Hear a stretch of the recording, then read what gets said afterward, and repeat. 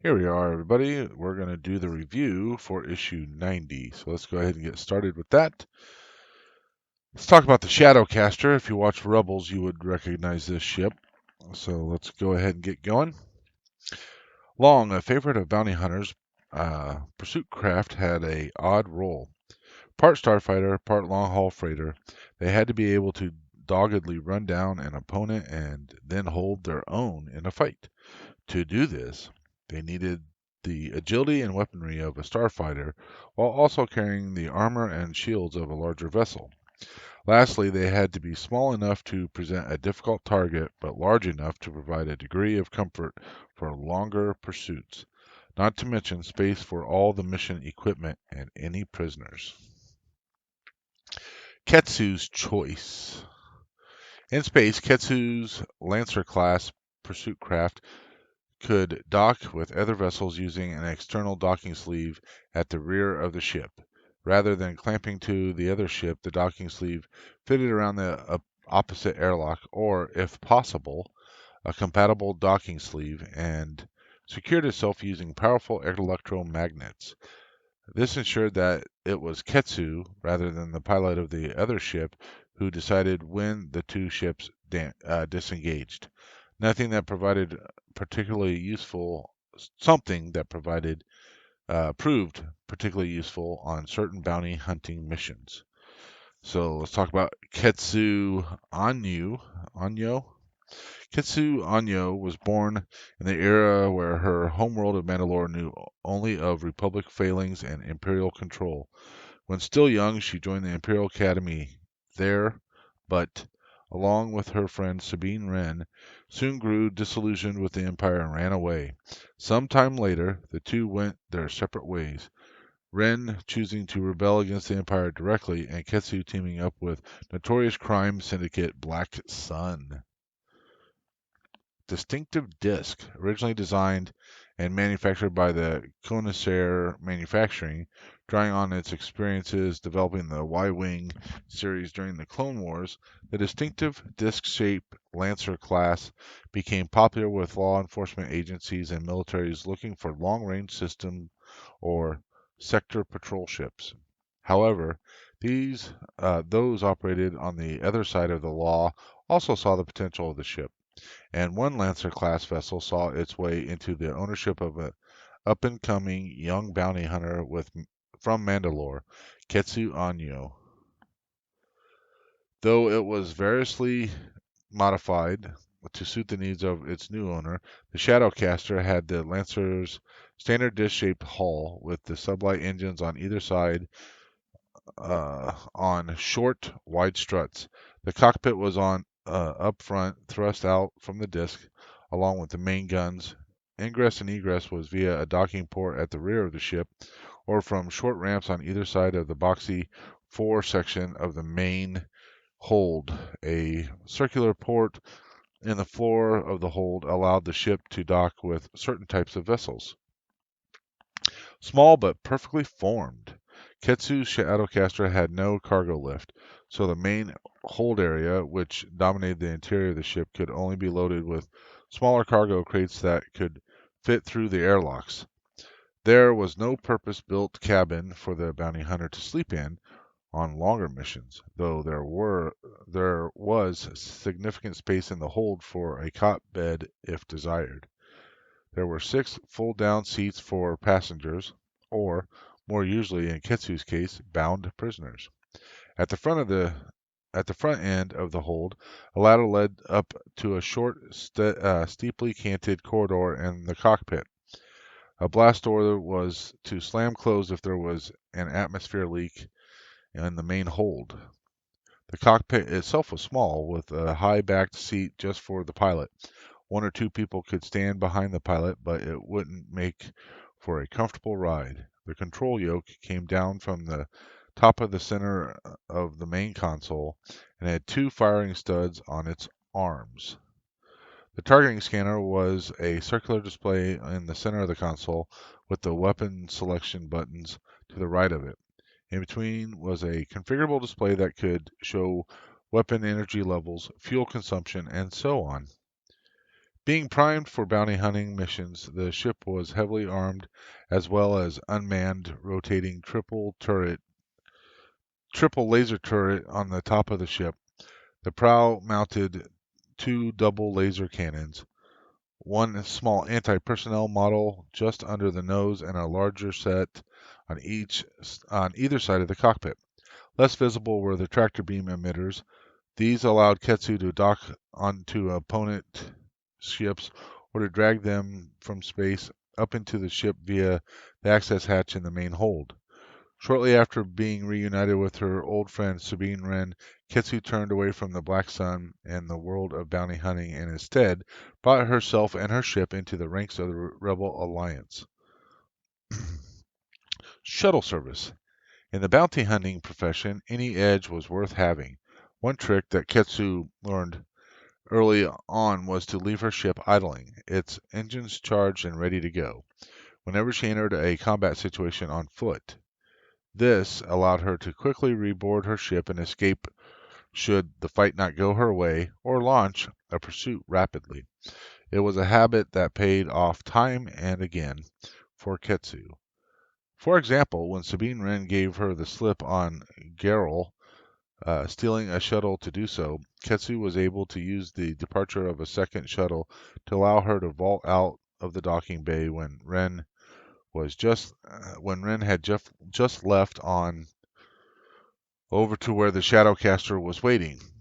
Ketsu was in pursuit before Sabine's shuttle was even out of the atmosphere of Geralt. The Banshee, and this is our behind the scenes here.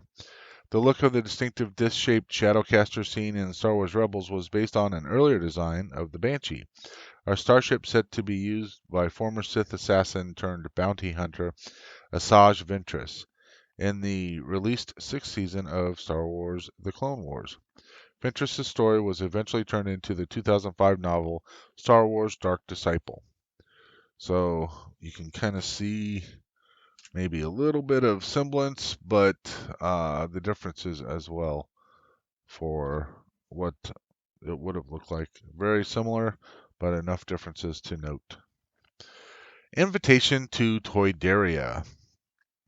Toydaria is a muddy green-brown color when seen from space, thanks to its primary terrain of fetid, shallow swampland and forested higher ground, which is also decidedly foul.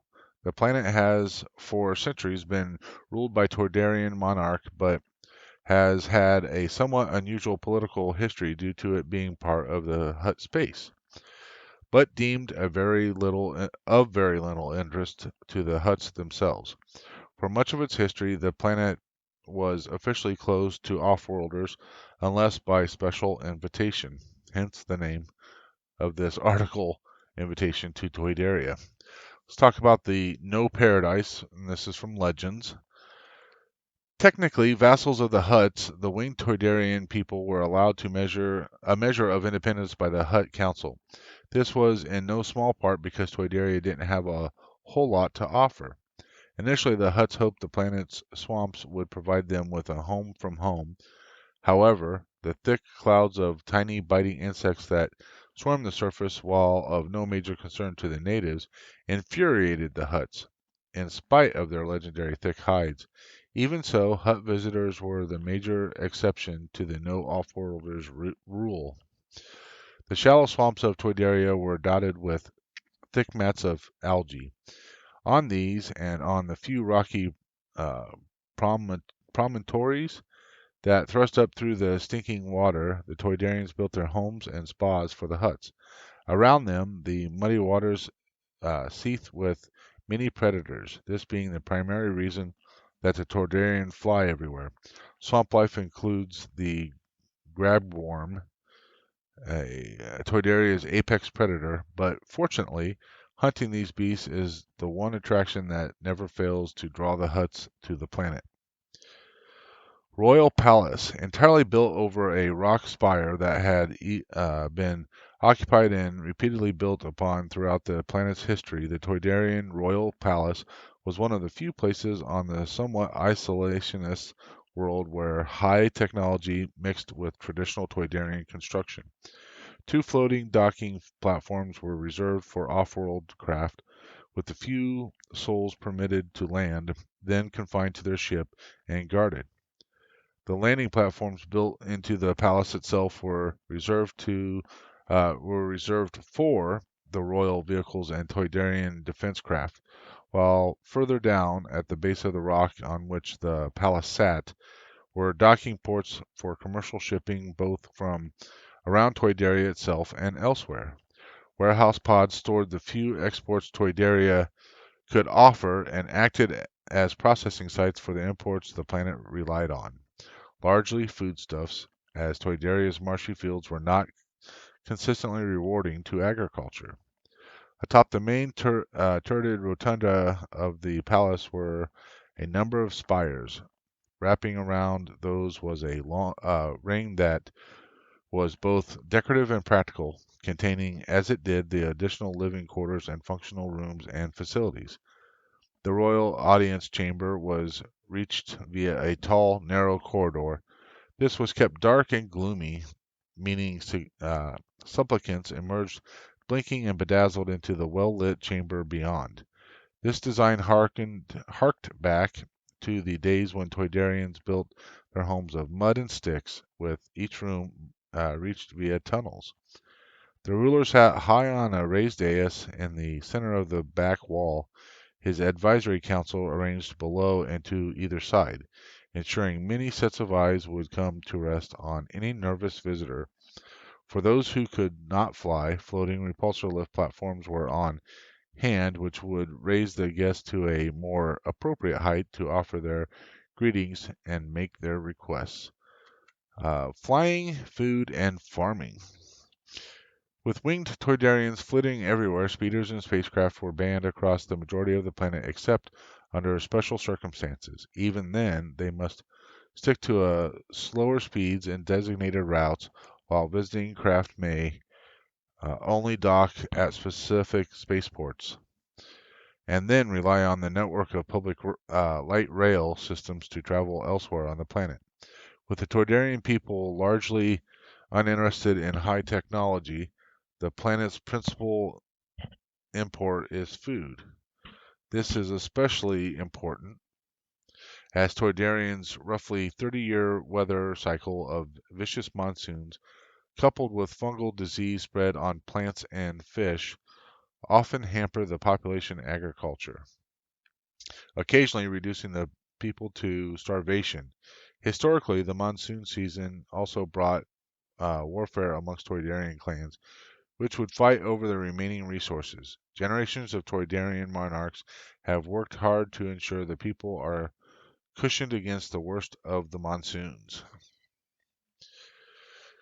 Floating tables. The palace was replete with banqueting halls and meeting rooms in a range of sizes.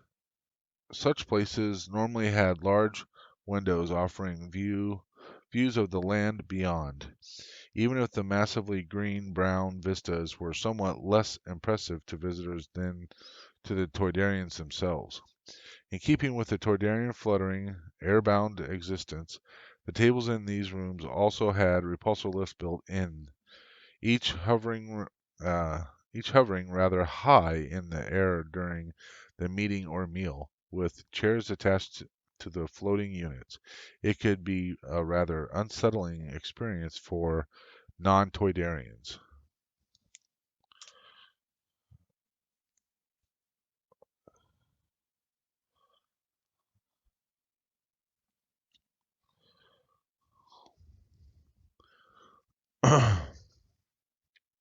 King Katunko.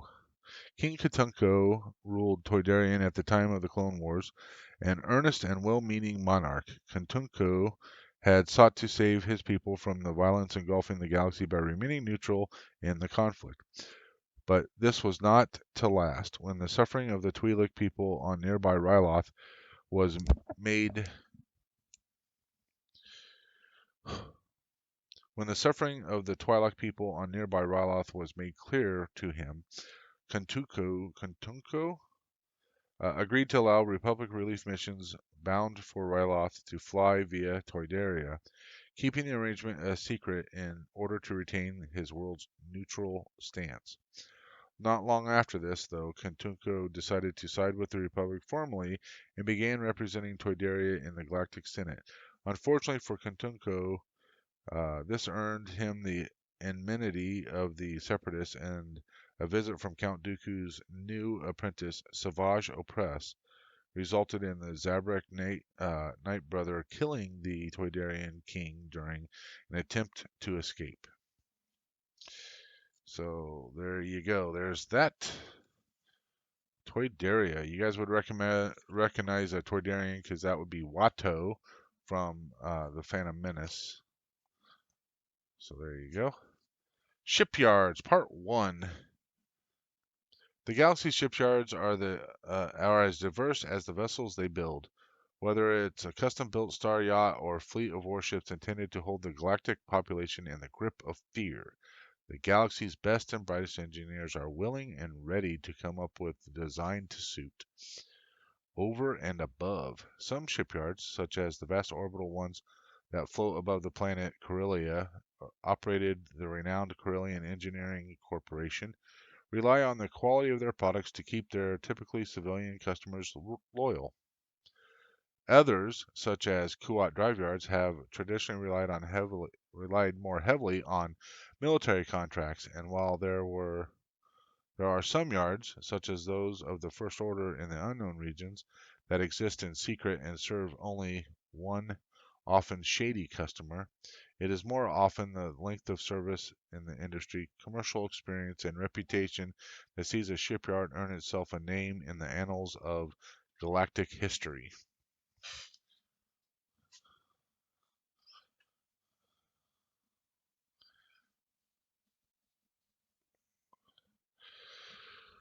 So I'm not going to read through all of this because it's kind of a longer read, but so we'll just kind of discuss what's here.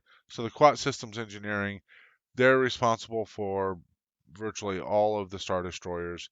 To even begin with the Acclimator class and the Venator class, which was the Republic Star Destroyers, and then later on all the Imperial vessels, to include the Super Star Destroyer. And then it just kind of talks about how there's a ring around it and around Kuwait, and that's where it all gets built. And then we talk about the Corellia orbital shipyards, and basically it just talks about a lot of the stuff that we've already covered, where Corellia Engineering Corporation, they prize themselves on uh, making their ships very flexible and easy to modify and all that kind of stuff. And they like their ships to be fast and robust.